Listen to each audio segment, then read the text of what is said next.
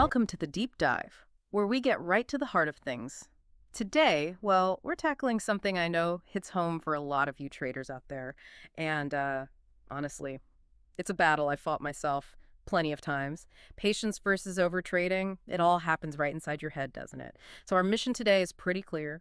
We're going to define overtrading, look at the real costs, some might surprise you, understand why patience is such a superpower here, and get you some solid strategies, how to train your mind, basically. That's exactly it. And, it really boils down to this. It's not fundamentally a market problem. It's a mindset problem. I mean, think about it. Most traders, what do they really lose? It's not always the market itself. They get lost in their own emotions, their feelings, their impulses. And that's what leads to the bad decision. Yeah, that really hits the nail on the head. I've definitely been there, caught in that internal fight.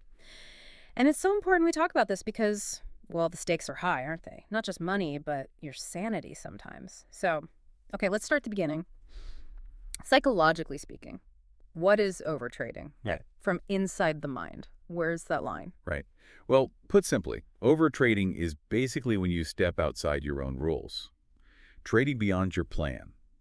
And that could mean a few things, right? It could be just taking way too many trades compared to what your plan says, or maybe bumping up your position size, risking more than you decided was okay for that trade, or even just having too much capital exposed overall, more than your strategy allows. Okay. And the triggers, they're usually pretty common. Things like, boredom, market's quiet, you feel like you should be doing something, or FOMO, fear of missing out, see others maybe making money, you jump in without really thinking it through. And then there's good old greed, wanting more, faster. It just makes you ignore your own rules sometimes. Oh, I remember that so clearly. Early days, right? Market opens. Yeah. And I think, okay, got a trade, it's open. Felt like I had to be in something. And the result, almost always, red on the screen. That was, a frustrating way to learn. Exactly. And that's the core of the challenge, isn't it? We're human. The market, well, it doesn't hand out perfect setups every day, not even close. Opportunities need patience, lots of waiting sometimes. But our brains, they kind of crave that action, that dopamine hit, the excitement of being in the game. So you get this tension. You want the action, but the market isn't giving you a reason for action based on your plan. And that craving, that need for excitement, often pushes people into impulsive trades. That's the slippery slope to overtrading. That's a really interesting way to frame it, the dopamine craving. Okay, so beyond just, losing on a specific trade, let's dig into the other costs. This is where it gets really interesting, I think. What are the real downsides of doing this too often? Well, the most obvious one, of course, is losing capital. Straight up. When you're trading outside your plan, your risk management just goes out the window, doesn't it? The very rules you set up to protect yourself, they're gone. You're flying blind. But it's more than just the money. There's a huge emotional cost. Burnout. Right. You get into this really damaging cycle. You make bad trades. You feel guilty or angry. And then comes revenge trading. Trying to win it back fast, usually breaking even more rules. It just spirals. You get mentally exhausted. Your judgment gets cloudy. You lose resilience. It's like you sabotage yourself. You take yourself out of the game mentally long before your account actually hits zero. Yeah, and you know what else? Something that maybe isn't talked about enough? Brokerage fees and charges. When you're overtrading, those little transaction costs add up like crazy. I remember looking at my monthly statements back then and thinking, wait, did I make money or did my broker, because the volume was just so high, it eats away at profits silently. That's such a valid point.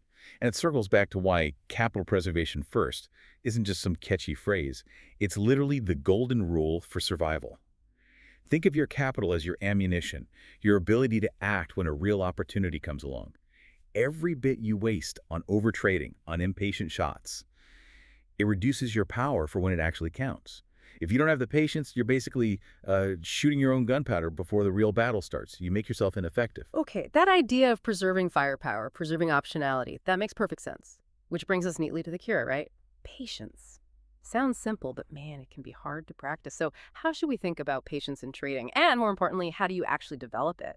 It's a skill, isn't it? Not just a personality trait. You're absolutely right. It's a skill. And patience.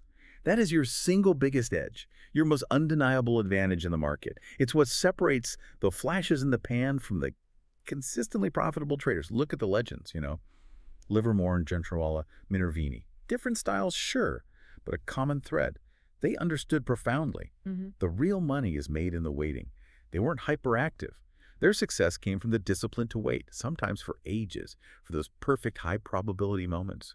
They knew the best opportunities would show themselves eventually if you just had the discipline to wait for them. Yeah, I can totally see that in my own trading looking back. My best trades, always the ones I planned out carefully, identified the setup, and then just waited. Waited for the market to come to me, basically. Those random ones I took just because I was bored or saw something moving fast. Almost always losers. It's a clear pattern, but still hard to stick to sometimes.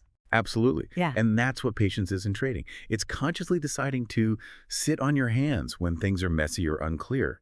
When there's no setup that fits your specific rules, it means fighting that FOMO urge, that feeling of, oh no, it's moving without me. Mm. And instead, just focusing laser-like on only taking trades where you genuinely feel you have an edge according to your plan. And yeah, okay, it can feel boring sometimes. Waiting can be dull. But that boring part, that strategic inactivity, that's the secret sauce for long-term profits. It's quality over quantity every single time. That's a great way to put it, strategic inactivity. Love that. It really reframes the boring aspect. Okay, let's make this super real for everyone listening. Could you share maybe an example, perhaps from coaching someone? A story where shifting to patience really turned things around. I bet people fight that shift initially, right? That habit of action is strong. Oh, absolutely. The resistance is real. It feels unnatural at first for many. I had this one client, a classic example actually. He was churning through trades. 10, maybe 12 trades every single day. And the result? Predictable, sadly. Every month, net loss. He was frustrated, felt like the market was out to get him, so we worked together. And the core change we made, it sounded simple, but was incredibly hard for him. The new rule was, you identify your top 3 absolute best-looking setups for the entire rank, and you only trade those. Yeah. Okay, hold on. From 10, 12 a day down to just 3 a week. That is a monumental shift psychologically. How did he even react to that idea? Yeah. And how did he manage it? That sounds incredibly difficult. His first reaction, yeah, it was skepticism mixed with maybe a bit of desperation, I think. He knew something had to change. The how was key. We put very strict structures in place. Accountability. He literally had to step away from the screen if no valid setup was there. Alerts became his best friend. He wasn't allowed to just sit and watch charts all day, inviting temptation. And mentally, we worked on shifting his source of satisfaction. Not from the act of trading, but from the discipline of following his plan perfectly. The results were, honestly, pretty staggering. Within 1 month, his equity curve went from consistently down to consistently up. Green, all from just patience. Finding that discipline, his whole trading changed. That is. Wow. What a powerful story. And that's exactly the lesson, isn't it? It hammers home that point. More action doesn't mean more profit. Sometimes, like you said, it just means more loss. That's a fantastic illustration of how changing your internal approach completely changes your external results. Okay, so bringing this all together, for everyone listening now thinking, okay, I see this in myself, I want to change this. Let's get really practical. What are some actionable tips, things people can start doing, like tomorrow, to fight overtrading and build that patience muscle? Absolutely. Okay, here are some concrete strategies. Things that really work if you commit to them. First, have a written trading plan. And I mean written down, clear rules, define everything. Max trades per day or week, risk per trade, what your exact entry signal is, your exit rules. Make it explicit, non-negotiable. Writing it down makes it real, takes it out of your head where emotions can mess with it. Second, journal every single trade. Every one. No exceptions. Write down why you took it, what you were thinking and feeling, how you managed it, and crucially, did you follow your plan? Yes or no? Reviewing this regularly is like holding up a mirror. You see your patterns, your triggers. It builds that self-awareness you need. Yeah, the journal's powerful. Third, use alerts. Seriously, stop sitting there watching every tick. It just invites trouble, boredom, impatience. Set alerts for your specific conditions. Price levels, indicator signals, whatever fits your plan. Let the market tell you when it's time to pay attention. Only engage when your conditions are met. Makes your screen time focused. Smart, very smart. Fourth, practice mindfulness. Doesn't have to be complicated, just simple stuff. Take a few deep breaths before entering a trade. Step away for 5 minutes every hour. It creates a little space, a pause between feeling an emotion like fear or greed and acting on it impulsively. Lets you observe it instead of being swept away. That buffer. And number 5, this is a big one. Reward discipline, not just profits.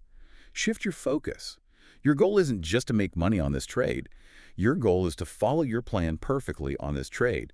So acknowledge when you stick to your rules, even if the trade is a loser. Reward the process, the discipline itself. That reinforces the right habits for the long haul, regardless of short-term outcomes. Those are absolutely brilliant practical tips. Seriously good. I can definitely vouch for alerts and journaling personally. They've been huge for me in keeping that discipline, especially when that old itchy trigger finger starts acting up. That mindfulness piece, creating that pause. Yeah, that's something I'm still actively working on. It really is transformative when you get it right. Stearns, look, building this kind of patience, this discipline, it isn't easy. We get that. It's a real challenge. But just remember this. Your biggest edge, your real advantage in this game, it's your ability to wait. It's being able to sit still, observe, and pounce, only when the setup is truly right, according to your plan. Exactly. And remember, the market, it's always going to be there. Opportunities will keep coming. It's not going anywhere. Your job isn't to catch every single move. Your job is to be ready, prepared, and disciplined enough to act correctly when your moment arrives. If you can consciously step back from overtrading, really lean into patience, you will see your results improve. It's almost inevitable. It's a journey, step by step. So that's really the core message from this deep dive, isn't it? It's not about trading more. It's about trading right. It's about using that incredibly powerful tool between your ears, your disciplined mind. And here's something to chew on as we wrap up. How might really shifting your focus from chasing more action to cultivating more patience change your entire trading journey? And maybe even think beyond trading. What other parts of your life could benefit from that same newfound discipline? Something to think about. Until next time, be patient, be disciplined, and keep growing that account. We'll catch you on the next deep dive.